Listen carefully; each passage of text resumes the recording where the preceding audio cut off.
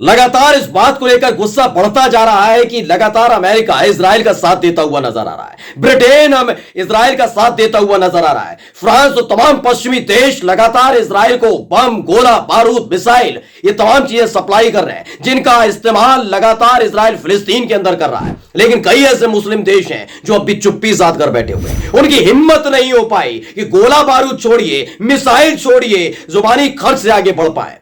उनकी हिम्मत नहीं हो पाई कि अमेरिका की इजाजत के बिना वो खाना और पानी फिलिस्तीन के अंदर मुहैया करवा पाए, जिस पर रोक लगा दी है इजराइल ने।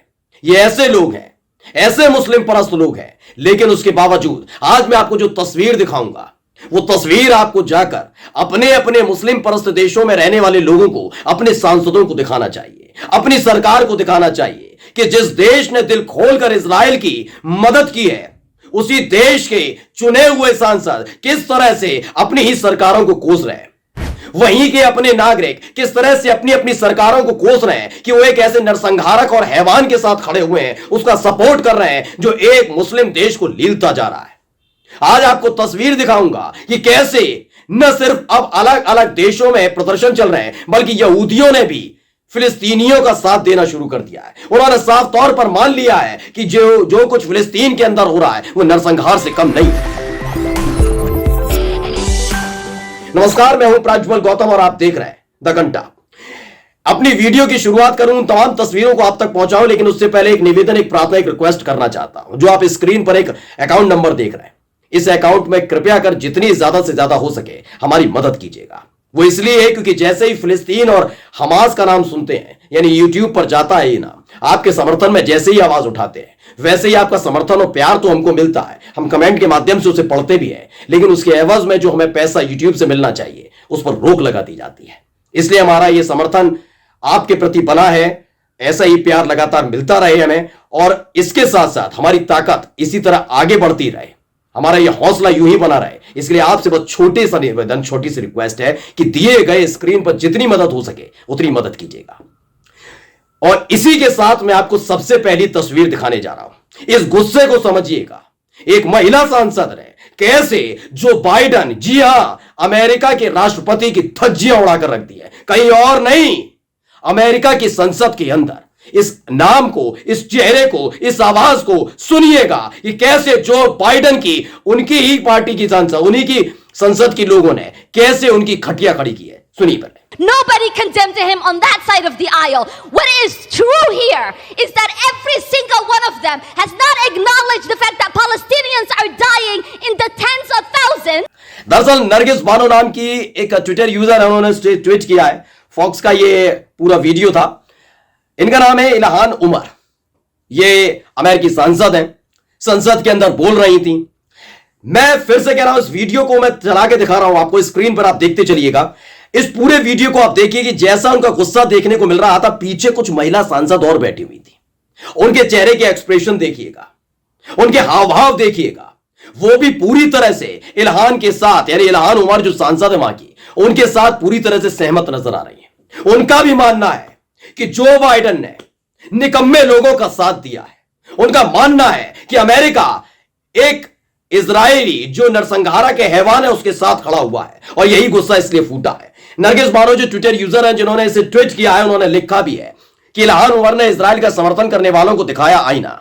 वो हिंदी में, जो अंग्रेजी में बोला इल्हान उमर ने, उसे हिंदी में कन्वर्ट करके लिखती है नरगिस बानो कि 10,000 से ज्यादा फिलिस्तीनियों की मौत हो गई और आपने अब तक इजराइल के साथ है। कहां गई आपकी मानवता, कहां गई आपकी इंसानियत? इसी का सवाल मैं लगातार उठा रहा हूं। कई देश आज भी पिछलग्गू बने हैं। कुछ लोग कहते हैं नहीं, इजराइल बहुत साफ सुथरा है।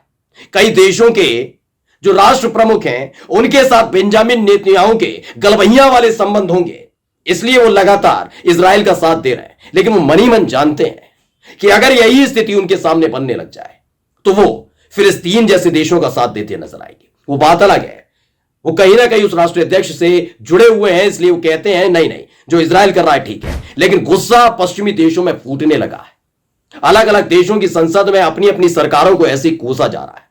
एक अगली वीडियो में आपको दिखाने जा रहा हूं, इस वीडियो को भी आप देखिए, सबसे महत्वपूर्ण वीडियो है ये भी। There is crazy stuff going on in the world, so let's take 1 second to take the Gaza situation and just hope and pray for unity and for peace in the world, guys. दरअसल ये है रिकार्डो वर्वोहेन।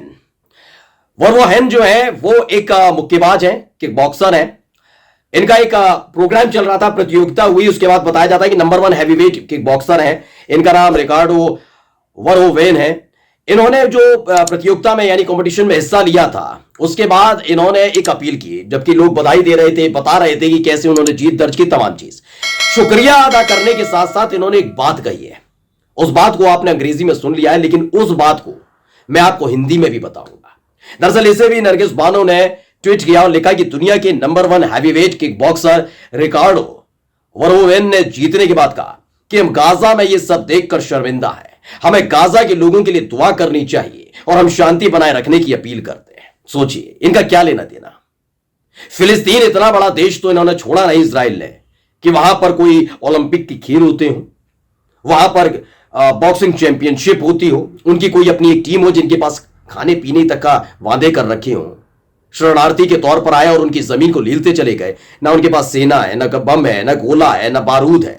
Hamas लड़ाकों की बात नहीं कर रहा, मैं फिलिस्तीनियों के बारे में बात कर रहा हूं। ना उनकी अपनी सेना है, वो कहां से कुछ प्रोग्राम आयोजित करेंगे। सोचिए ऐसे देश के लोग इनके साथ, फिलिस्तीनियों के साथ खड़े हैं। क्या लेना देना इनका? ये क्यों बोल रहा है फिलिस्तीन के बारे में? क्योंकि ये जानते हैं कि इंसानियत को जिंदा रखना जरूरी है। आज हो सकता है फिलिस्तीन का नंबर लगा है, आज जरूर तमाम देश इजराइल का साथ देते हुए नजर आ रहे हैं। अब बस इसी स्थिति को पलट कर रखिएगा। जितने मेरे व्यूअर्स मुझे देख रहे हैं, अलग अलग देशों में देख रहे हैं या मेरे ही देश में देख रहे हैं, आप सोच कर देखिए, एक कल्पना कीजिए, वही स्थिति अगर पलट कर हमारे देश पर आ जाए तो हम किसका साथ देंगे? हमारे देश पर हमला करने वाले का साथ देंगे? कहेंगे नहीं नहीं उसने सही हमला किया। मैं अपने देश की बात नहीं कर रहा हूं, अलग अलग कहीं पर भी हो। इतिहास पढ़ेंगे तो आप समझ जाएंगे कि इजराइल ने कैसे तिल तिल करके पूरे को पूरे फिलिस्तीन को लील लिया। कितने हजार लाखों फिलिस्तीनियों को मौत के घाट उतार दिए, वो भी तब जब शरणार्थी यानी शरण दी थी कि आ जाओ, बस लाओ, तुम पर खाने पीने रहने की जगह नहीं, आ जाओ यहूदियों। लेकिन उन्होंने क्या किया? फिलिस्तीन की जमीन पर कब्जा कर लिया, उनकी जमीन को लील लिया। यह काम लगातार किया जा रहा है। इसके साथ ही एक और मैं आपको तस्वीर दिखाना चाहूंगा। यह तस्वीर भी बहुत जरूरी है, ये वीडियो आप देखिएगा। Of their families from the Holocaust, they both survived Auschwitz.